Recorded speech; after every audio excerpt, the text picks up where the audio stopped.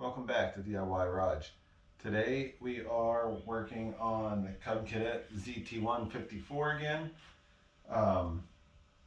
Like I said in my last video, whenever we added the hour meter to the control panel here, that I was looking into possibly buying the seat springs to make the ride a little bit smoother. I did end up doing that, and in addition also bought new seat slides, because if you have one of these, you know that the seat is adjustable, but it's only adjustable I think in like 4 or 5 positions, and I'll show that here later in the video.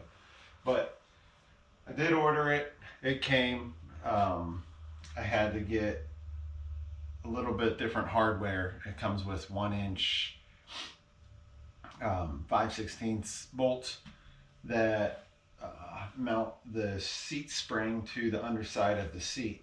But if you've seen the other videos that show how to add this particular seat spring, when it's mounted, it does not clear the seat switch underneath. So they recommend spacers between the seat springs and the underside of the seat. So I bought 2-inch 5/16 bolts, and I cut them down to 1 3/4 inches. I'm not really sure that mattered, but I just wanted to make sure that the less material protruding up through the seat, the better. So it looks like it's a pretty simple change. One thing I did do yesterday is, and I'll bring the camera in here so you can see, but I did add, as I've seen in another video, here under the seat, when you open these seats, when you lift the seat up, it basically just drops. There's nothing to stop it. So while I'm not crazy about the actual cable that I used, I did mount a cable here from the bottom of the seat to a pre-existing hole here, just to keep the seat from flipping all the way forward, because I feel like unless you're in here really doing a lot, which as you can see it needs cleaned up a little bit, there's really no need for it to flip all the way forward. So I did go ahead and do that. Also here you can see the mounting brackets, and it's clear that there really are only 4 adjustments. So I don't imagine that there's anybody else going to be using this other than myself, but I did want to make that a little bit more adjustable, just in case. So with that, we'll go ahead and get started. I laid out my tools and the hardware over here, the seat brackets.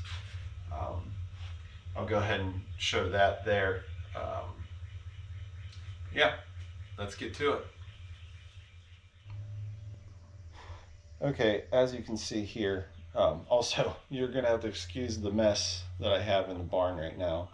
Pretty unorganized at the moment, but I do have my bolts that I cut down from 2 inches to 1 3/4 inches.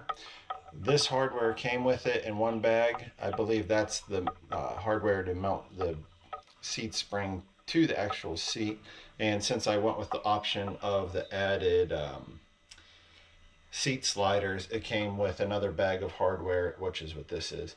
I made my own spacers out of 3/4 inch plywood, oak plywood, which is actually what it's sitting on. I just used a hole saw and drilled out the holes in the center to so that the 5/16 bolts would fit. So I went ahead and did that, but another thing is I did buy washers, fender washers, just in case I really didn't think that I needed 3/4 spacers. So I have 4 packs of those. If you do the math on the thickness of the washers, which I think it's 0.065, you basically need 11.5 to equal 3/4. So I got that covered.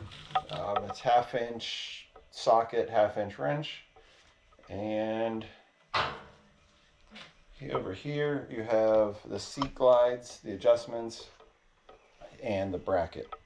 So we'll see how this goes. Okay, so to remove the seat here, I'm going to undo these two bolts here.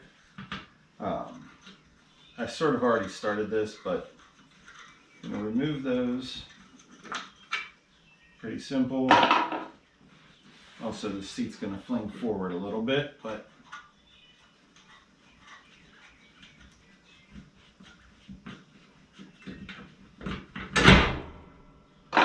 okay. So if you don't have that cable on there, that would have fallen forward if when I took this off here. So underneath, if you haven't seen it yet, the first thing you're going to want to do is take these two bolts out that came with the seat. Okay, as you can see, I was able to remove the two bolts here. All that took was a 5/8 socket or wrench, whatever you have available. They came out very easily, so that shouldn't be a problem.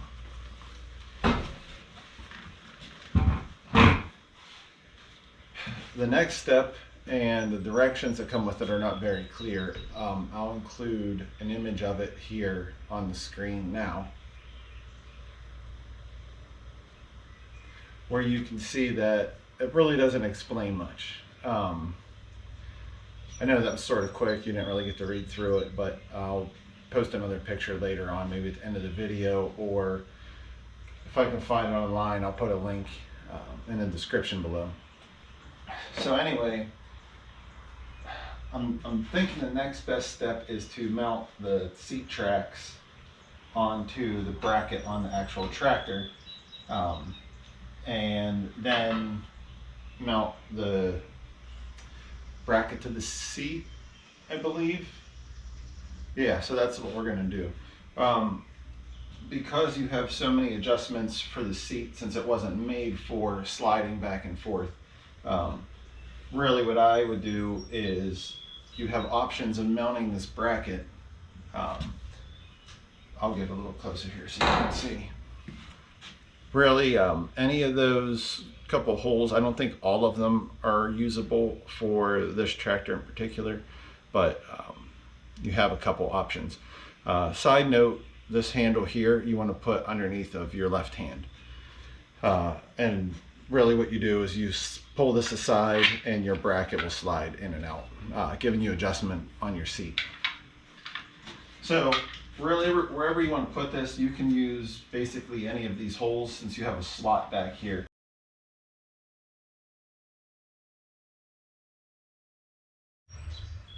All right, we were having technical difficulties there. Anyway, you have options to mount, where to mount this bracket forward or towards the back. Now, if you're a shorter person, you probably want to mount it a little towards the front. If you're a little bit taller, you can mount it towards the back. When you slide the seat back, though, you're going to be limited, as the back of it will eventually hit this engine shroud. So the first thing I'm going to do here is mount the brackets to this and see how it goes.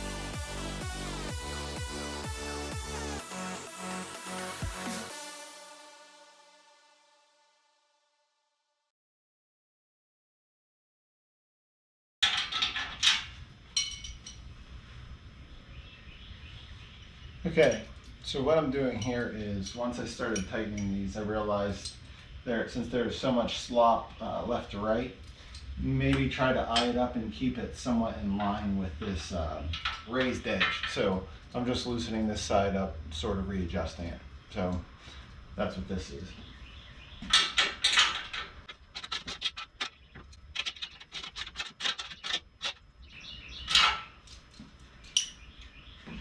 Okay, now that that's installed, it may have been evident, I'm not sure, that I'm not left-handed. I was trying to use the ratchet with my left hand and kept slipping off, so that didn't work out. So now, like I said, I'm not sure this is the correct order of operations here, but I did go ahead and do those. As you saw, I had to take this sliding bracket out. There's really no way to keep it in as I was bolting that side in. It is greasy, so keep that in mind.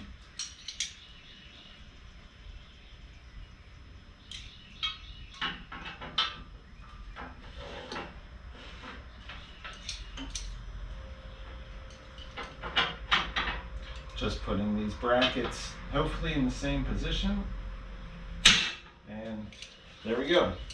So now the sliding brackets are installed, and the next thing is to install the seat spring to the bottom of the seat. So one of the suggestions that I saw online is to try to hook up the wire for, and see, beware of that also, the wire for the seat, the seat shut off. I'm hoping that I don't have to extend it, and if I do, this whole project is going to be delayed, but it is what it is. So let's go ahead and see how this works out. Okay, so I did find wire. What I used here was 16 gauge, just copper stranded wire, and I extended the wiring harness probably about 30 inches. That may be overkill, but I wasn't sure how I was going to route this. Now, I don't have the seat mounted. It's just sort of there so that I can gauge where how long the wire was going to have to be to connect it. Hopefully you can see down there. But yeah, I extended the wire, and then I rewrapped it. I just used quick connects, and if you are using quick connects and you do not have one of these Klein ratcheting crimpers, this thing is amazing. I bought it a few months ago. This is the first time I was able to use it, and it made this go very quickly. So with that, I'm going to see if I can get the connector connected to the seat in place without taking off these two bolts, just to make it a little simpler. If not, I'll just take the seat off, wire it, set it back on. So let's see how that goes. And as Peaches is our, we call her our deck cat. She showed up a couple months ago and hasn't left. So she's usually hanging around whenever I'm working outside. But yeah, let's see if we can get this wire connected here.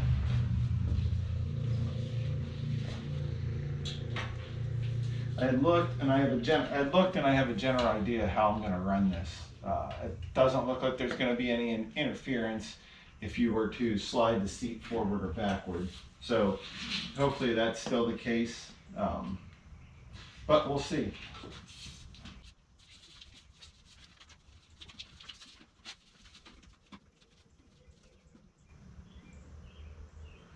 I'm sure this would have been a lot easier. Like I said in one of the other videos, I saw somebody doing this. They said it would be a lot easier to put this connector back together before putting the seat on, which I may do. I have some room in here, but it's definitely not much.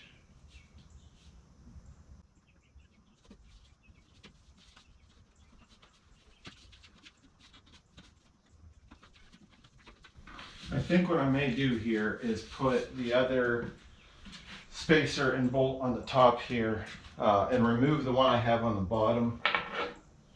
That may give me a little bit extra space. I'll be able to like sort of swing it from the top, or hinge it at the top, swing it out more at the bottom, which is where the connector really seems to be.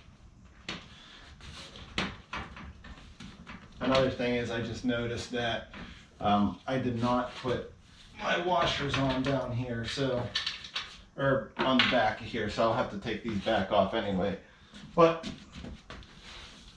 that makes it much easier, so hopefully everybody could see that. And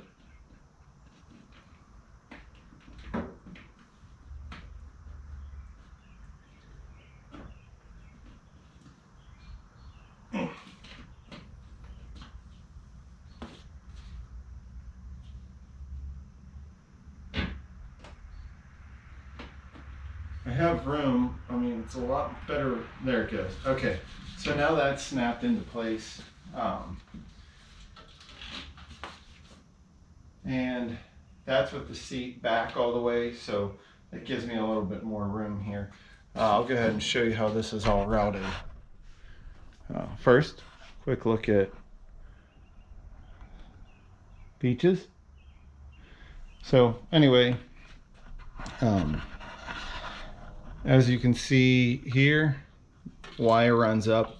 I ran it through here. There's a slot that you can't really see. Oh, I'm sorry. I don't know if you could see it down here. There's a slot that I ran it through, and it goes down and connects. So now I'll go ahead, put those washers on the back of the bolts here, and that should be pretty much it once I get that on. This ought to be fun here.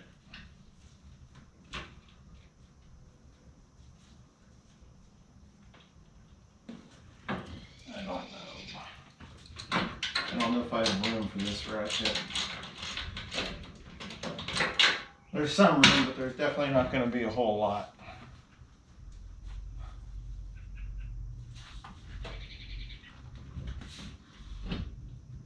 This bolt, whenever I put it in before, went in a lot more easy than it, a lot easier than it's coming out. That's for sure.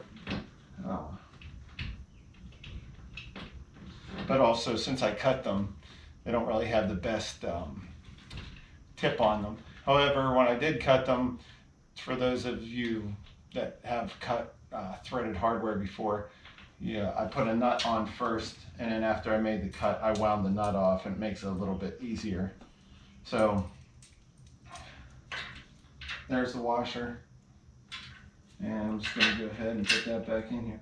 It does look like I need my 3/4 inch spacers, so I am going to go ahead and use the wood ones that I made. If you noticed, whenever I showed the bottom of the seat earlier, it's clearly made out of, clearly has a wood base, so I figured that wood spacers would work just as well as anything else. So if I find out that they're starting to give or fall apart, I'll go ahead and put the fender washers in, but for now, I don't see any reason why this won't work.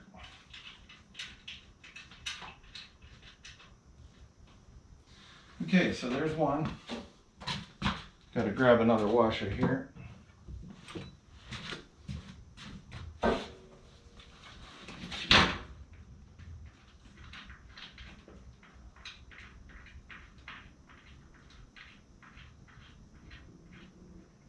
I guess the true test, I'm pretty familiar with doing wiring on 12 volt and in the house, but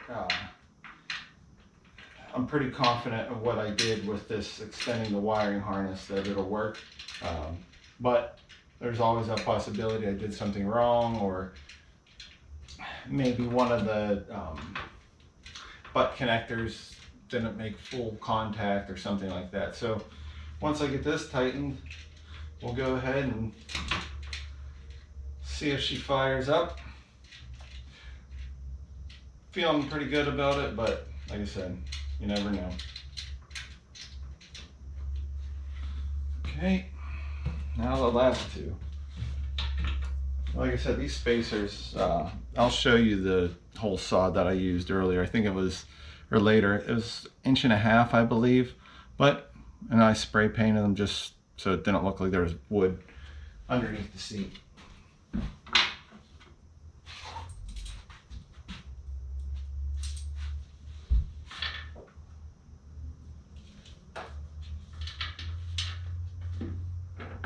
Now I was trying to put this bolt in a little earlier to hold it up to try to determine my wire length. I definitely had a problem threading it in. Not exactly sure why, but like I said, it could be because the bolts are cut, but it really shouldn't have been giving me that much of a problem.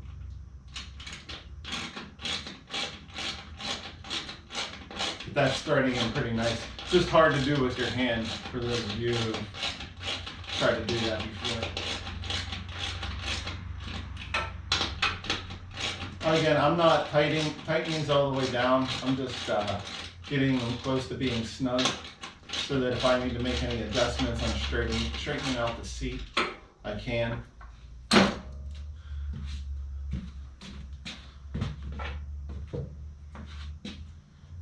And last one.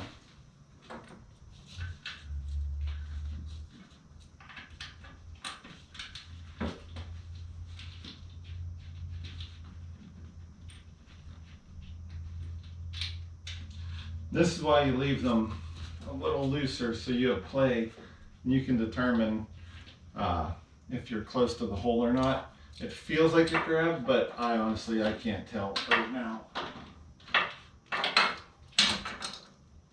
It did not grab. So I'm probably close, just not, there it goes.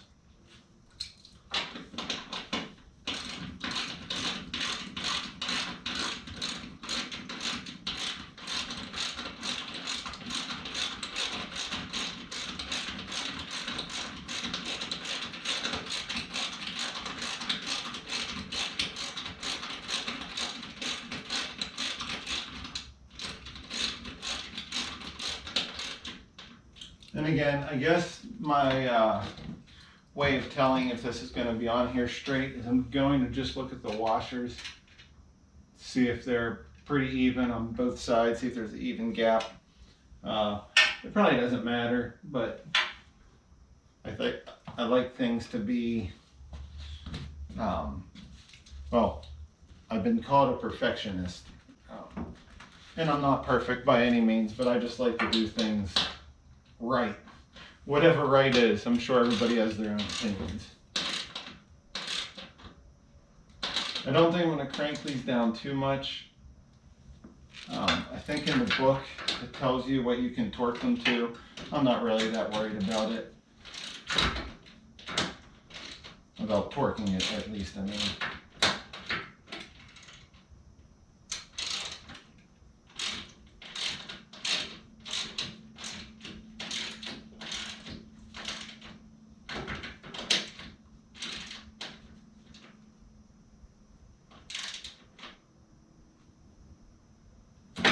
Again, you can see this raises seat a significant amount. I'd say probably 6 inches.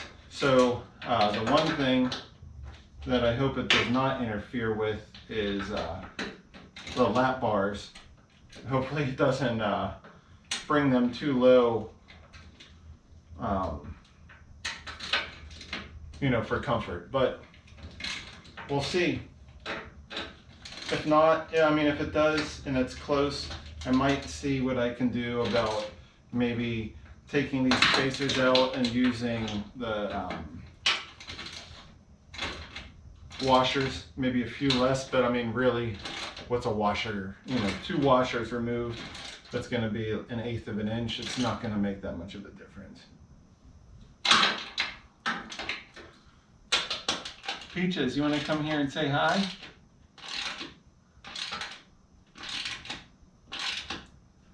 Again, this is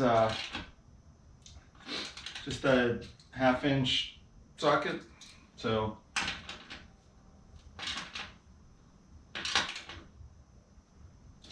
all right, I'd say that's tight enough. So that really wraps this up. Now I'm going to remove my tools. And Peaches is chasing moths in the driveway, but I know as soon as I start the Cub here, she's most likely going to take off running. So there's that. That definitely makes that a lot heavier. You can tell how much higher it sits also. Your seat adjustment forward, that's pretty far. You never know, I might find out that I don't like how high those make it sit. Maybe I'll remove those, but I'm not going to really know until I sit down and try it. So that gives you a lot more room. I'll go ahead and sit on it just to see. But I mean, I feel like that's pretty comfortable. That way you're pushing down rather than, well, I mean, it might be kind of far away, rather than, you know, pushing out. So I don't know, I might have to make some adjustments, maybe move these back a little bit or something. But right now it feels pretty comfortable. That's a stretch. But now that the seat's adjustable, I can move that forward. So I'm going to apologize to Peaches because she's laying in the driveway. So let's see if it recognizes me sitting on the seat.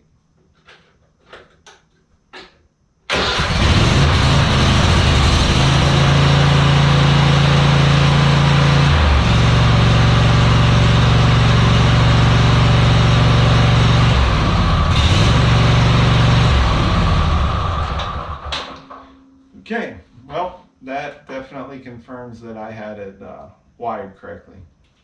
So with that, completes the installation of the seat springs. We'll see how that works out, how it feels any different. The adjustment knob is here. You pull it out and you can make the adjustment more firm, make it softer. And it tells you on here which way is which. And when you're done, you just slide it in and we'll see how it goes. So with that, I will put the information on what model this is, where I bought it. I don't really remember how much it cost, like $200 something. Fairly simple installation.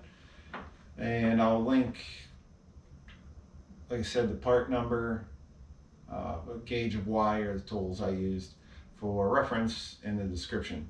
So if you like this video, please subscribe and hit the like button and look for my next video. This is DIY Raj.